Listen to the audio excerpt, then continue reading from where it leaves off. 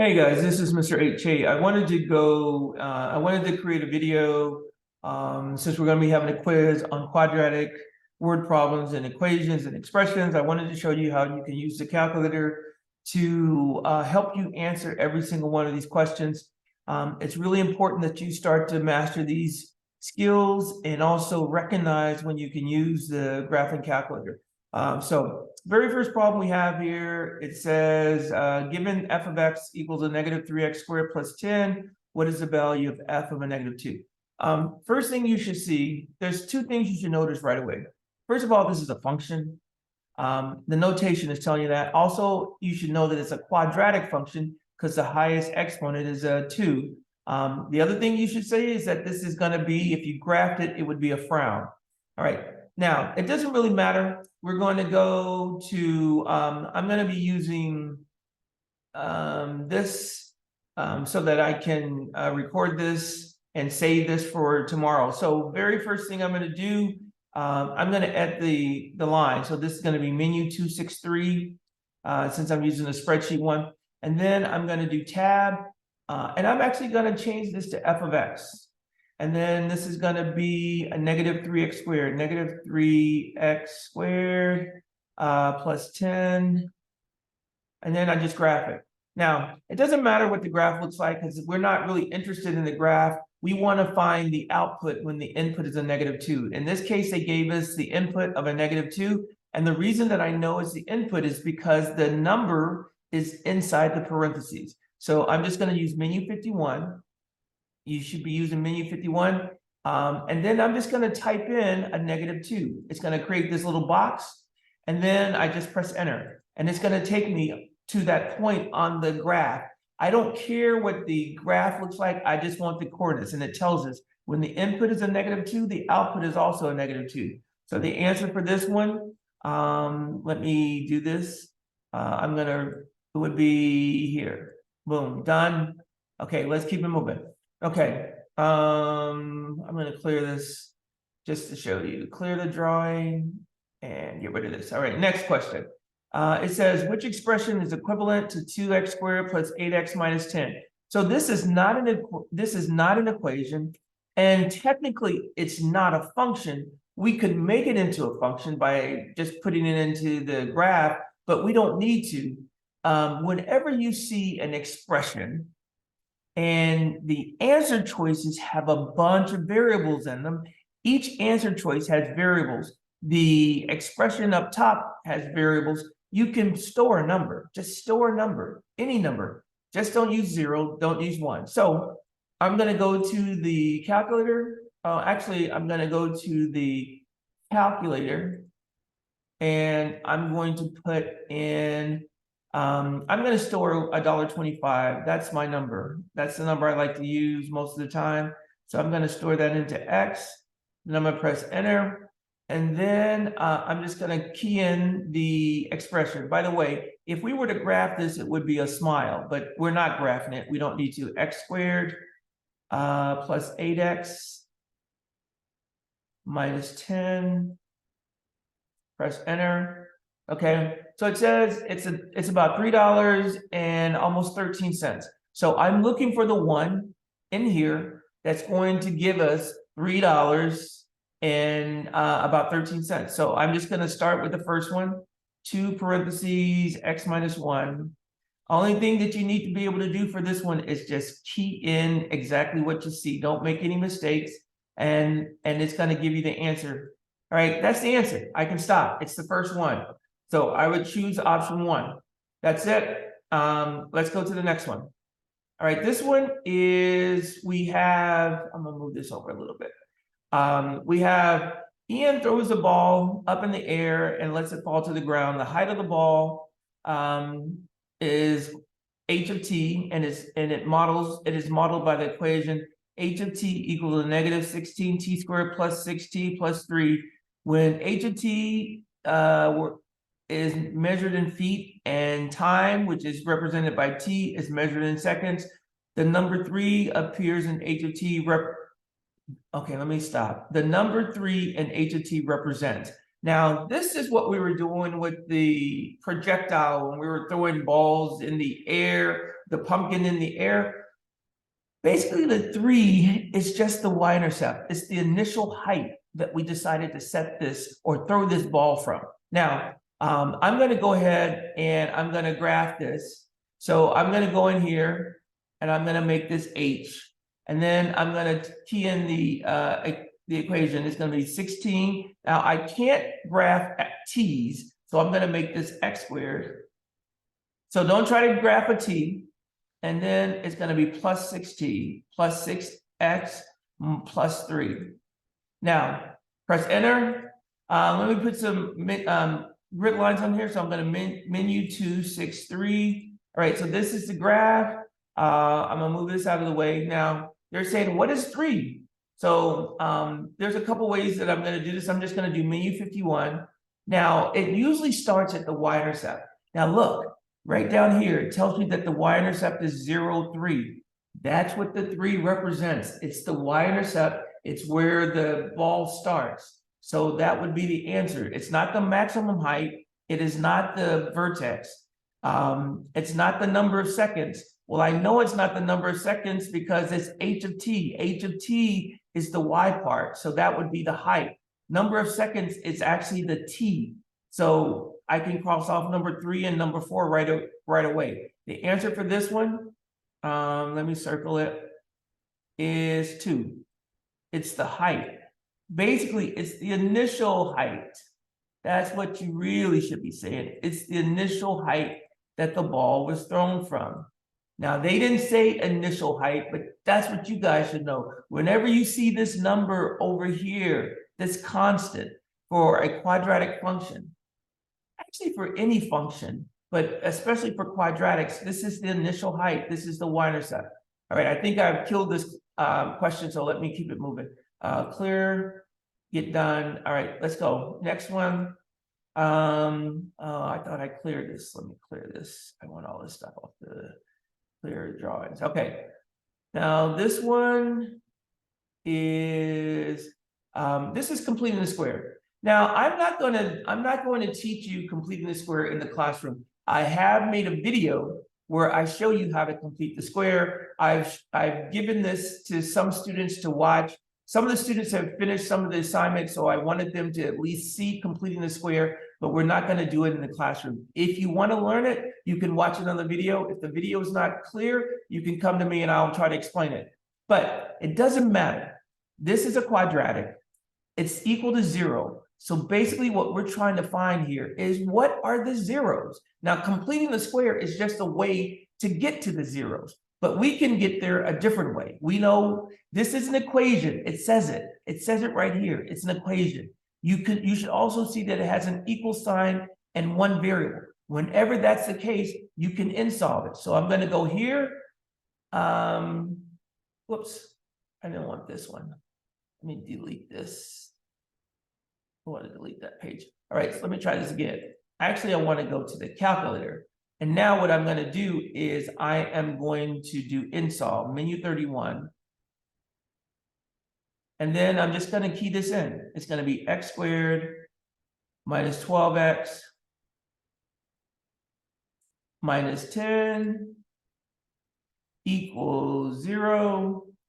And then comma, don't forget the comma, and then x, press enter. Now, here's my answer, a negative 0.78232999. Now, what you should see is that this is a irrational number, doesn't matter, it's still a 0, but it's an irrational root. It doesn't matter, we're gonna go through and we're gonna look for each one of them. I'm not gonna do all of them because I wanna keep this video kind of short. I'm gonna do number 1 and show you what that is. So I'm looking for, when I do solve of these other equations, the answer choices, one of them should have this exact number, the negative sign, everything. So I'm going to do menu 31 again, and then I'm going to enter this x plus 6. So parentheses, x plus 6, close the parentheses, square it, set it equal to 26, and then comma x, press enter,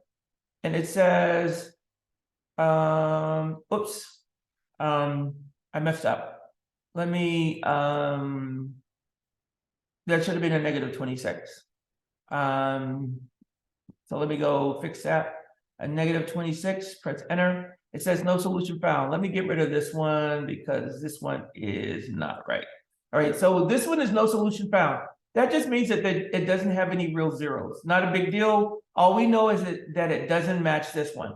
Okay, I'm going to copy this and I am just going to change. I'm going to do option 3 or more, answer choice 3. I'm just going to make this plus into a minus and then see what we get. Boom. That one's not it. Let me get my pen here. So I can cross off this one. No solution. I can cross off this one. All right. So now what am I going to try? Let's try. I'm actually going to do this one right here. So I'm just going to come in here, copy this. By the way, you guys should be trying to copy as much as possible so you don't have to do a lot of typing. And also you won't be making a lot of mistakes because you're doing a lot of typing. So I'm going to change that negative 26 to a positive 46. And then I press enter. Now this one matches. So this is my answer right here. This one is the answer. Now, I haven't shown you guys, at least the most of the class, how to complete the square, but we can still get this multiple choice answer. We can get this, and we got to get it. We just use InSolve. All right, so let me clear this and go to the next one. Let's go here. All right, so now we got another word problem. Now we've been doing those InSolve or these projectiles, pumpkins, and all these things, and cannons and all that. So it says, let h of t equal the negative 16t squared plus 64t plus 80.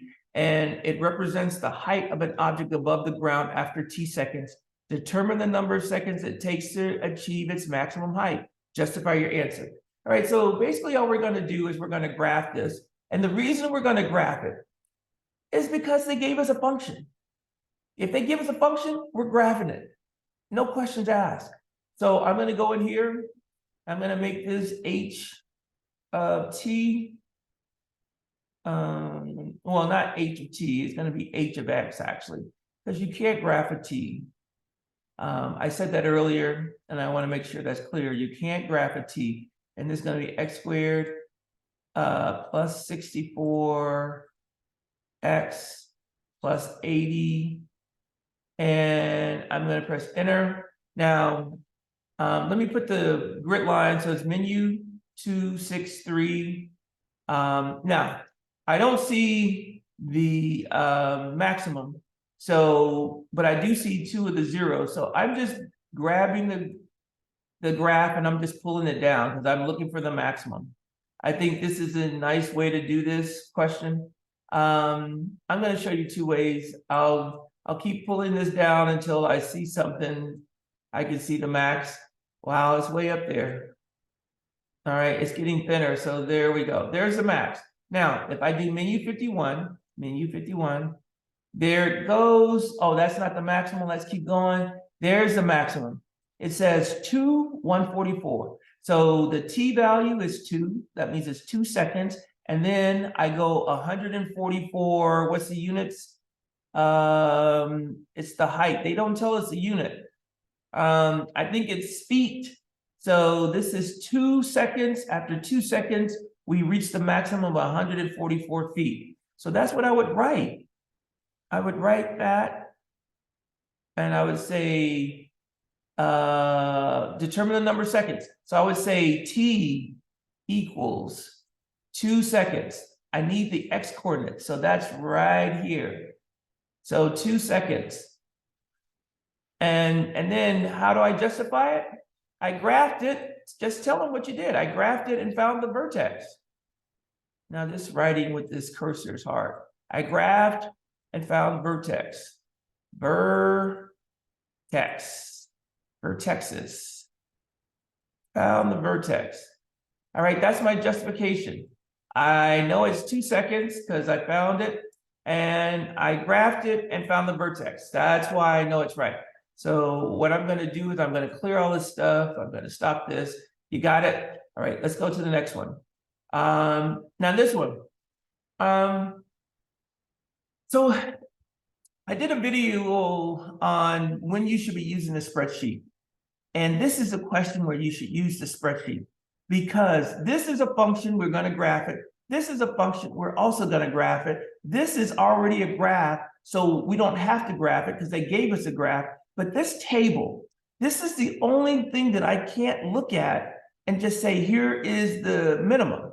Well, I can, but most of you can't. So what we're going to do is we're going to take this table and we're going to make it into a function, and then we're gonna enter everything else, and we're gonna see which one has the smallest minimum. Okay, so I'm gonna go to the spreadsheet. I'm gonna put in X, and then I'm gonna put in. Okay, okay. Now this. Let me stop this because I'm gonna save this. Yes, I'm gonna save this as in the A quadratic, and this is the review document 1 through 5. All right, so I'm saving this. All right, so now the reason I stopped is because I had too much stuff in those spreadsheets, and then they were kind of getting confused. So I'm going to start fresh. So I've got a fresh sheet. This is going to be X. This is going to be Y. And then I'm just going to come down here and I'm going to enter 0, 1, 2, 3, 4, 5.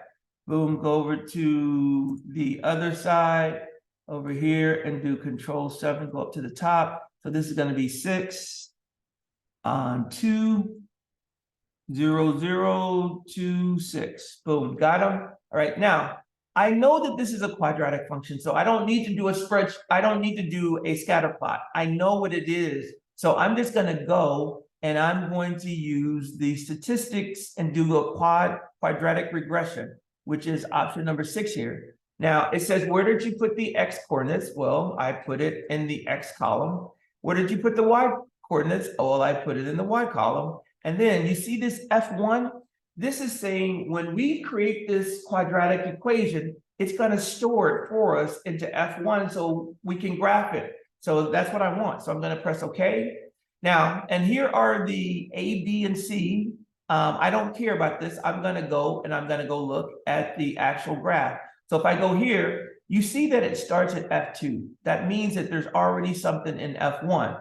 And it just so happens that it's the function that we created. So I'm going to change this to h of x, because that's the function that we took. And I press enter. Boom, there you go. I'm going to change the color on this guy. I'm going to change him to red. I like that color. I'm going to put some grid lines, menu 263. Boom, done. Now, I'm just going to go and I'm going to enter those other functions, f of x.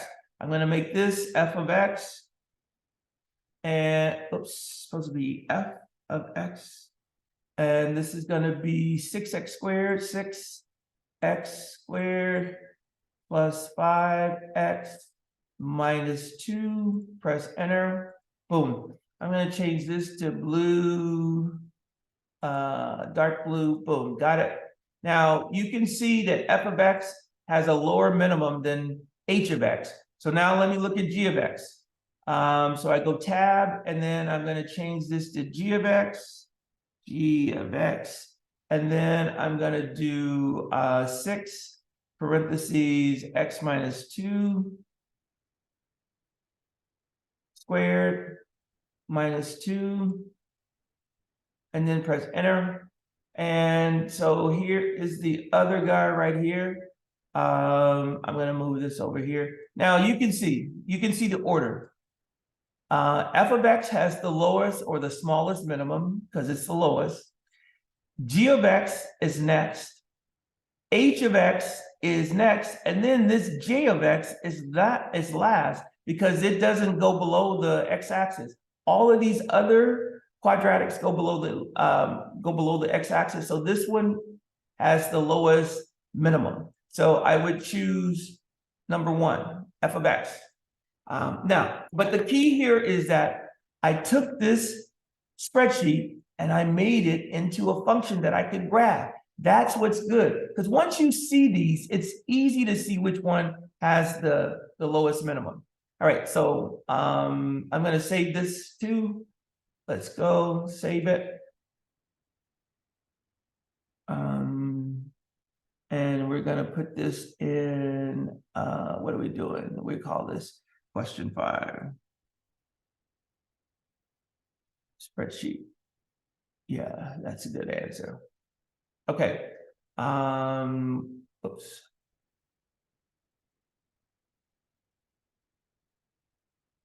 All right, let's see. This is the last question. It says use a quadratic formula to solve x squared minus 4x plus 1 equals 0 for x. Round the solutions to the nearest 100. Okay, I haven't showed you guys how to use a quadratic formula. I am going to do that.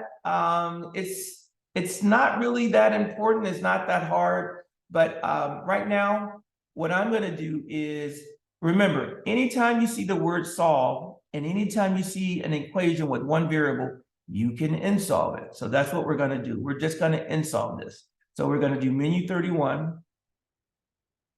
And then it's going to be x squared minus 4x plus 1 equals 0. And then comma x. And there's my first answer. So let me write this. So one of the answers is going to be x equals, I need to round it to the nearest hundredths place. So the 6 is in the hundredths place. This is dot 2. And so the 6, I look to the right, it's a 7. So I'm going to round this up to 7. So that would be my first solution. Now, because this is a quadratic, it probably has 2 solutions. So I need to check. So let me check it. So I'm going to go here, copy this, and then I'm going to change this to a positive, our starting point to a positive 100. And I press enter. And there's my other one. There's my other solution. So let me write the next one. It's going to be x equals 3.7. And the 3 is in the hundredths place. And if I look to the right, it's 2. So I'm just going to leave it as $3.73. So these would be the 2 answers. Now, on the exam in June, if they say use a quadratic formula, then we're going to have to use the quadratic formula in order to get the full 2 points. But if we just use insolve and put these 2 answers correctly rounded, we would get 1 point. So we would get half credit. Now, on Friday, if I give you something like this and you do this, I'm going to give you full credit because I haven't shown you the quadratic formula yet. So, but we are going to learn it. So use insolve and you'll be good for now. Insolve is the way to go. All right, that's it. That's the questions. That's what you want, that you're going to have to be able to do. You got to recognize when you're using what feature of the calculator. All right, I'm going to clear this and shut this down and post it.